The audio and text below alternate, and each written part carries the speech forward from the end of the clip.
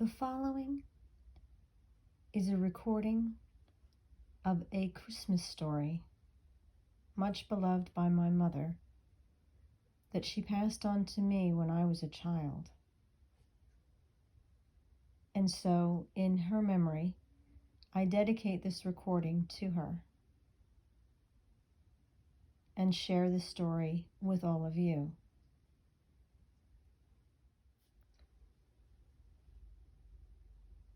The Birds' Christmas Carol by Kate Douglas Wiggin.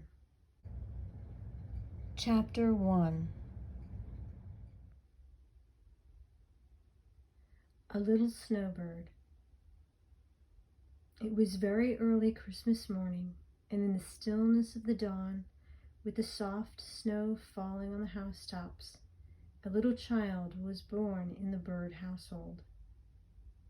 They had intended to name the baby Lucy if it were a girl, but they hadn't expected her on Christmas morning, and a real Christmas baby was not to be lightly named. The whole family agreed in that. They were consulting about it in the nursery. Mr. Bird said that he'd assisted in naming the 3 boys, and that he should leave this matter entirely to Mrs. Bird.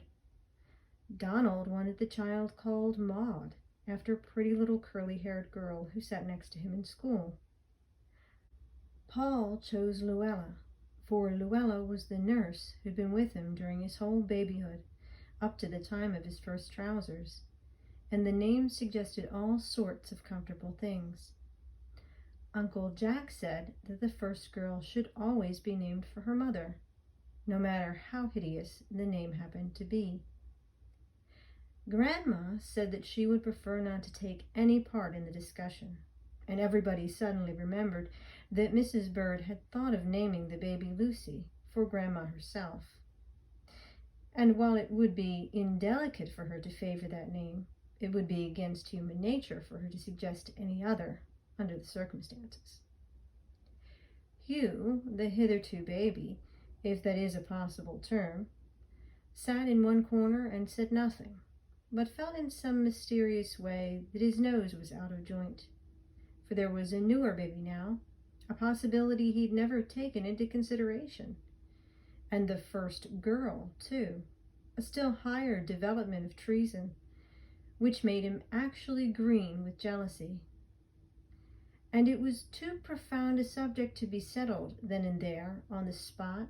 Besides, Mamma had not been asked, and everybody felt it rather absurd, after all, to forestall a decree that was certain to be absolutely wise, just, and perfect.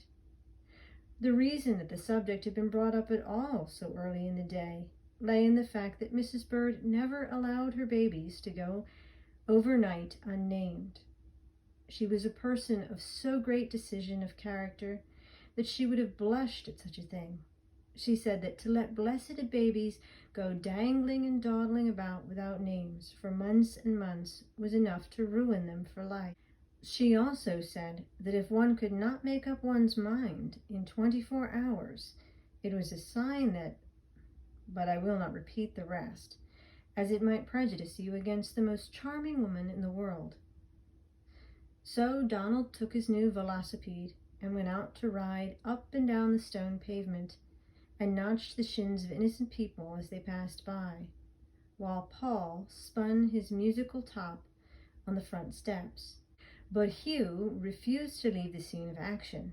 He seated himself on the top stair in the hall, banged his head against the railing a few times, just by way of uncorking the vials of his wrath, and then subsided into gloomy silence, waiting to declare war if more first girl babies were thrust upon a family already sufficed with that unnecessary article.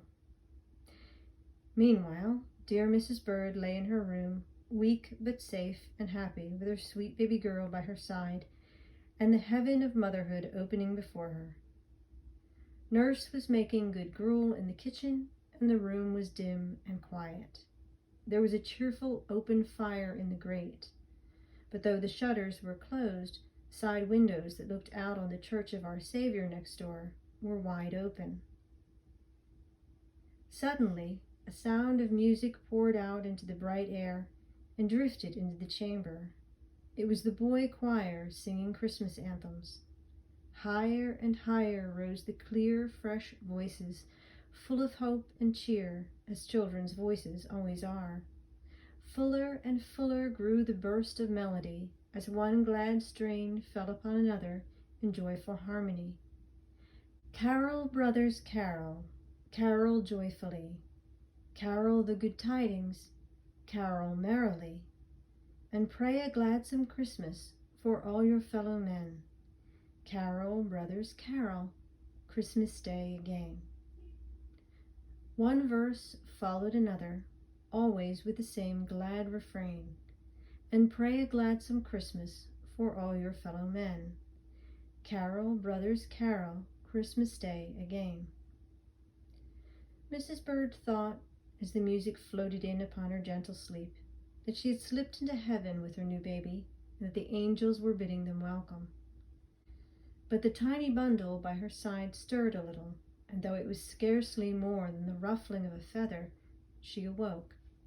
For the mother ear is so close to the heart that it can hear the faintest whisper of a child.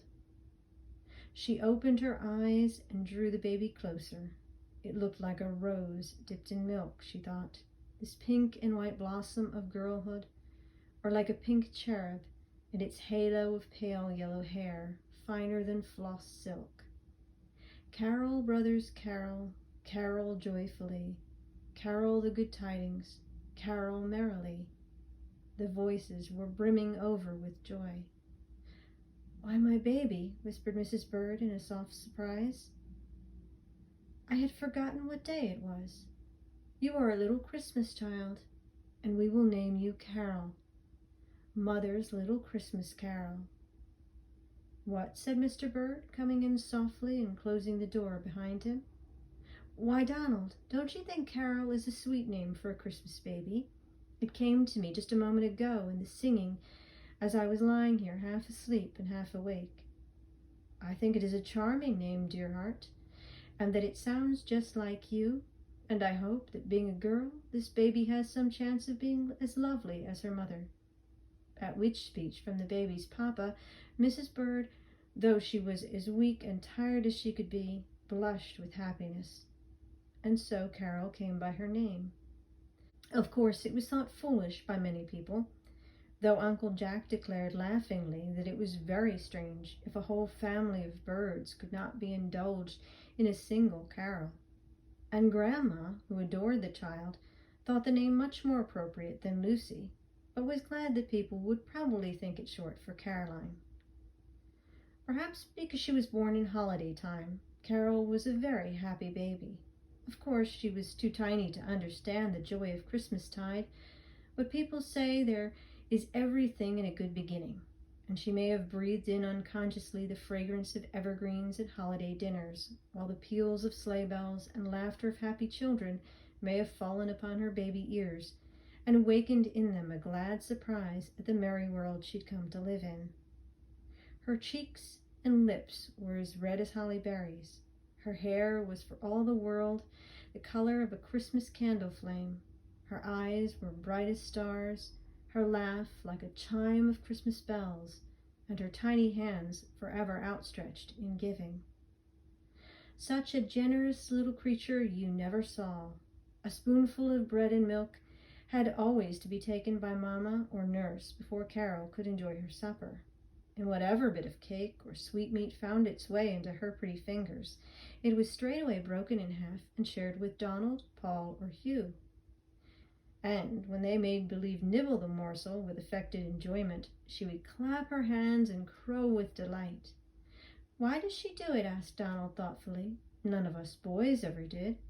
"I hardly know," said Mamma, catching her darling to her throat, "except that she is a little Christmas child, and so she has a tiny share of the blessedest birthday the world ever saw.